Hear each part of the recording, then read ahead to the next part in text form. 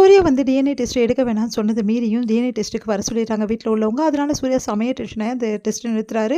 இங்க வந்து சூர்யா சொல்றாரு, டிஎன்ஏ டெஸ்ட் எடுக்க வேணாம். ஏன்னா அழகு என்னோட குழந்தை தான். என்னோட ரத்தம் தான் அப்படின்னு சொல்றாரு. அத கேட்டு எல்லாருமே அதிர்ச்சி அடைறாங்க. எப்படி உன்னோட குழந்தை ஆக முடியும்னு சொல்லிட்டு எல்லாரும் கேட்குறாங்க. என்னோட குழந்தை தான் அவ்வளோதான் எல்லாரும் கிளம்புங்க அப்படின்னு சொன்னோன்னே, அவங்க எல்லாரும் கிளம்பிடுறாங்க. அடுத்து வீட்ல உள்ளவங்கலாம் வந்து செமையா டென்ஷன் ஆயிடுறாங்க. உடனே ராஜலட்சுமி எப்படிடா இப்படிலாம் பேசுவ அப்படின்னோன்னே, ஆமா எனக்கும் இன்னொரு பொண்ணுக்கும் பிறந்த குழந்தை தான் இந்த அழகி. நான் தான் ஒத்துக்கிறேன்ல.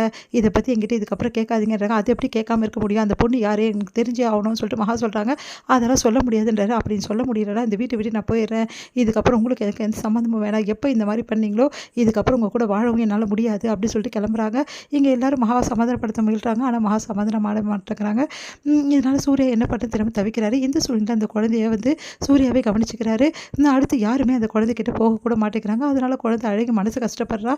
இந்த சூழ்நிலையில இங்க என்ன பண்ணாங்க, ராஜலட்சுமி வந்து செம்மையா டென்ஷன் ஆயிடுறாங்க. இதுக்கப்புறம் வந்து இந்த வீட்ல நீ இருக்க வேண்டாம். நீ வீட்ட விட்டு போயிடு அப்படின்றாங்க. அவங்க அப்பா அவங்களுக்கு சப்போர்ட் பண்றாரு. விடு ராஜலட்சுமி.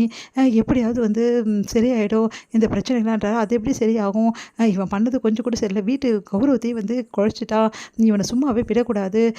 இதுக்கப்புறம் நீ எந்த பொறுப்புலையும் இருக்கக்கூடாது. ஆஃபீஸ் பொறுப்புலையும் இருக்கக்கூடாது. வீட்டு பொறுப்புலையும் உனக்கு எதுவும் கிடையாது.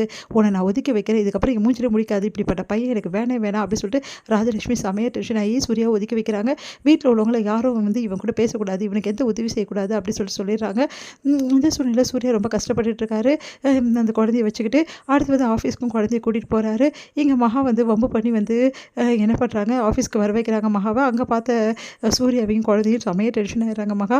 அடுத்து வந்து இங்கே என்ன பண்ணுறாரு, இந்த பிரச்சனை தீர்க்கறதுக்கு ஒரே வழி தான் இருக்குது அப்படின்னு சொல்லிட்டு ராகவன் வந்து முடிவு பண்ணுறாரு. நேராக மகா பார்க்க போகிறாரு.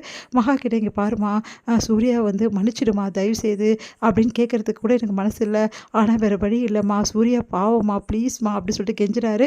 இங்கே பாருங்க மாமா, அவர் அந்த பொண்ணு யாருன்னு சொல்கிற வரைக்கும் நான் வந்து இதில் காம்ப்ரமைஸ் ஆகவே மாட்டேன். உண்மையில சொல்லுங்கள், உங்களுக்கு அந்த பொண்ணு யாருன்னு தெரியுமா? இங்கே சூர்யா வாழ்க்கையில் என்ன நடந்திருக்குன்னு உங்களுக்கு தெரியுமா அப்படின்னு சொல்லிட்டு கேட்குறாங்க. அதுக்கு வந்து அது வந்துமா அப்போ உங்களுக்கு விஷயம் தெரியும் அப்படின்னு சொல்லிட்டு தலைமையில கை வச்சு அவரோட கையெடுத்து இவங்க தலைமையில கை வச்சு கேட்குறாங்க. என் மேலே சத்தியமாக சொல்லுங்கள், என்னை பொண்ணாக நினைக்கிறீங்களே அப்போ சொல்லுங்கள், உண்மையிலேயே வந்து அவர் வந்து உண்மையை மறைக்கிறாரு தானே, அந்த உண்மை உங்களுக்கு தெரியும் தானே அப்படின்னா அதிர்ச்சி அடைகிறாரு. ஆமாம்மா எனக்கு தெரியும் அப்படின்றாங்க. பயங்கரமாக அதிர்ச்சி அடைகிறாங்க. அவங்களால தாங்கிய மூலமாக அவளை நீங்கள் என்ன சொல்கிறீங்க மாமா, உங்களுக்கு தெரியுமா? ஆனால் சூர்யா என்கிட்ட சத்தியம் வாங்கியிருக்கா இந்த விஷயத்தை யார்கிட்ட சொல்லக்கூடாதுன்னு சொல்லிட்டு. ஆனால் சூர்யா ரொம்ப நல்லவம்மா, அவன் இந்த தப்பை செய்யவே செய்யலை. ஆனால் இதில் என்ன நடந்தது ஏது நடந்ததுன்னு சொல்லிட்டு என்னால் சொல்ல முடியாது, என்னை மன்னிச்சிடுமான்னு சொல்லிட்டு போயிடுறாரு.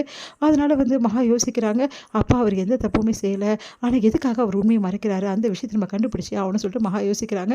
சரி இவர் என்னையிலேருந்து இந்த மாதிரி பண்ணுறாரு, அன்னைக்கு வந்து அவர் ஆஃபீஸ்க்கு போனார், அதுக்கப்புறம் வீட்டுக்கு வந்தவங்க இந்த நிலைமையில் பண்ணுறாரு, அன்னைக்கு என்ன நடந்திருக்கும் அப்படின்னு சொல்லிட்டு யோசிக்கிறாங்க. அந்த நாள் டேட்டில் வந்து பார்த்துட்டு நம்ம வந்து எதுவும் நடந்திருக்கு ஆஃபீஸில் தான் அப்படின்னு சொல்லிட்டு மகா வந்து முடிவு பண்ணுறாங்க. இங்கே நிறைய இடத்துல வந்து விசாரிக்கணும் அப்படின்னு சொல்லிட்டு மகா கிளம்பும்போது கரெக்டாக வந்து சூர்யா என்ன பண்ணுறாரு, சூட்கேஸில் யாருக்கும் பணத்தை எடுத்துன்னு போகிறாரு. அதை பார்த்த மகா வந்து கண்டிப்பாக வந்து அந்த பொண்ணுக்கு தான் எடுத்துகிட்டு போவார். இவருக்கும் வந்து அந்த பொண்ணுக்கு வேற ஒரு பொண்ணுக்கும் பிறந்த குழந்தை தானே சொன்னார், அப்போ யாருக்கும் எடுத்துகிட்டு போகிறாரு அப்படின்னு சொல்லிட்டு பின் தொடர்றாங்க. பார்த்தா வந்து அங்கே வந்து மகா வந்து திசை திருப்புறதுக்காக நிறைய விஷயங்கள் நடக்குது. இந்த மாதிரி அந்த பொண்ணுக்கும் இவருக்கும் பணம் கொடுத்தது எல்லாமே வந்து அங்கே இருக்க வந்து ஃபுட்டேஜில் வந்து கவர் ஆகிருக்கு. அதை பார்க்குறாங்க. பார்த்து அதிர்ச்சி அடைகிறாங்க. நான் கூடவே வந்து நம்ம பிரபாவும் கூட வராங்க. பிரபா பற்றி சொல்கிறாங்க, மாமா பற்றி அக்கா அந்த பொண்ணுக்கு பணம் கொடுக்குறாரு, அந்த பொண்ணு வந்து வாழ வைக்கணும்னு நினைக்கிறாரு, இதெல்லாம் இதுதான் காரணம் அப்படின்னோடனே என்னால் இதை நம்பவே முடியல. இது ஏதோ ஜோடிக்கப்பட்டது மாதிரி இருக்க, நம்ம வரும்போது எப்படி இந்த சிசிடிவி ஃபுட்டேஜ் காட்ட முடியும், எனக்கு ஒன்றுமே புரியல. இந்த விஷயங்கள் எல்லாம் ஆஃபீஸ் மாதிரியே இல்லை, பேக்கு பாரு எந்த ஆஃபீஸ் மாதிரி இல்லை, ஆனால் ஆஃபீஸ் எதுவும் நடந்திருக்கு, இது எல்லாம் நம்மளுக்காக ஏதோ யாரோ பண்ணி வச்சுருக்காங்க, இதில் எந்த உண்மையும் கிடையாது.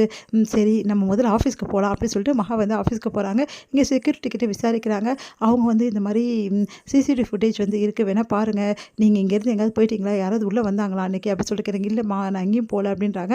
வேணால் சிசிடிவி பாருங்கள். சிசிடிவி பார்க்குறாங்க. பார்த்தா ஒரு 3 hours வந்து இருந்த சிசிடிவி வந்து அதில் வந்து இல்லை, அந்த ஃபுட்டேஜ் இல்லை.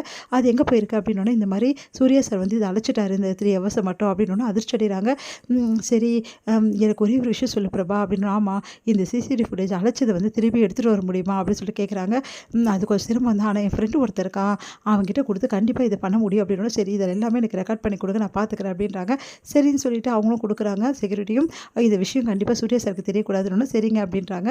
அடுத்து வந்து மகா வந்து இந்த விஷயத்தை வந்து இப்படியே சீக்கிரமாக முடிச்சு கொடு பிரபான்னாங்க. சரின்றாங்க. வீட்டில் மகாக்கு வேலையே ஓடல. அந்த டைமில் கரெக்டாக பிரபா ஃபோன் பண்ணி இந்த மாதிரி அந்த சிசிடிவி ஃபுட்டேஜ் வந்து ரெக்கவர் ஆகிடுச்சு, அதை அவனுக்கு அமுச்சு வச்சிருக்கேன் பாரு மகா அப்படின்னு சொன்னோன்னே மகா அதை பார்த்து பயங்கரமாக அதிர்ச்சி அடைகிறாங்களா. அவங்களால தாங்கிக்கவே முடியல. பார்த்தா வந்து ராகவன் வந்து என்ன பண்ணுறாரு, தவறான முடிவுக்காக நின்றுட்டுருக்காரு. சூர்யா அவரை காப்பாற்றுறாரு. அப்போ தான் ராகவன் எல்லா உண்மையும் சொல்கிறார். எனக்கும் வந்து செக்ரட்டரியாக வந்து ஒர்க் பண்ணுற ஒரு பொண்ணுக்கு வந்து பழக்கம் ஏற்பட்டுச்சு. ஆனால் அது தப்பான பழக்கம்னு சொல்லிட்டு நான் வந்து அதை கட் பண்ணுறதுக்காக நிறைய முயற்சிகள் பண்ணேன். என்னால் முடியல. என் வயசு, என்னோட கௌரவம் எல்லாத்தையும் நான் மறந்து இந்த மாதிரி வேலை பண்ணிட்டேன் ஒரு நாள். அதனால் வந்து அந்த பொண்ணுக்கிட்ட நான் சாரியும் கேட்டுட்டேன். அதுக்கப்புறம் அந்த பொண்ணும் போயிட்டா. திடீர்னு ஃபோன் பண்ணி குழந்தை இருக்குது, இதனால் நம்மளுக்கு இந்த குழந்தைய உங்கள் வாரிசாக நீங்கள் அறிவிக்கணும் அப்படின்னு சொல்கிறா. அதே மாதிரி காப்பகத்தில் இந்த குழந்தை இருக்குது, கூட்டணும் வரணும்னு சொன்னால் என்னால் என்ன பண்ணுறதுனே தெரியாமல் நான் யோசிச்சுட்டு இருந்தேன். அந்த டைமில் குழந்தைய வந்து காப்பகத்துலேருந்து இங்கே விட்டுட்டாங்க. எனக்கும் அதான் ஒன்றுமே புரியல. அதுக்கப்புறம் என்ன நடந்ததுன்னு எனக்கு தெரியல. ஆனால் அந்த குழந்தை வந்து என்னோட குழந்தை தான். இப்போ டிஎன்ஏ டெஸ்ட் எடுத்தால் வெளியே வந்துடும் எல்லா உண்மையும். அதான் எனக்கு பயமாக இருக்குது சூர்யா அப்படின்னு சொல்கிறாரு. நீங்கள் கவலைப்படாதீங்க, என் அம்மா வந்து இதெல்லாம் கேட்டாங்கன்னா அவங்க வந்து இது உலகத்தில் இருக்க மாட்டாங்க. என் அம்மாக்காக அந்த குழந்தை என்னோட குழந்தைய நான் ஏற்றுக்கிறேன். அப்படி சூர்யா, உன்னோட வாழ்க்கை போயிடும் சூர்யா அப்படின்னா என் வாழ்க்கை எனக்கு முக்கியம் இல்லை, என் அம்மா தான் எனக்கு முக்கியம். அதனால் இந்த விஷயத்தை நீங்கள் யார்கிட்டே சொல்லக்கூடாது அப்படின்னு சொல்லிட்டு சத்தியம் வாங்குறாரு. இதெல்லாம் பார்த்த மகா அதிர்ச்சி அடைகிறாங்க. அப்போது இவ்வளோ நாள் வந்து இந்த குழந்தை வந்து அப்போது மாமாவோட குழந்தையா, மாமாவோட ரத்தமா, அப்போ சூர்யாவோட தங்கச்சி அந்த குழந்தைன்னு அதிர்ச்சி அடைகிறாங்க. இதில் முடியுது.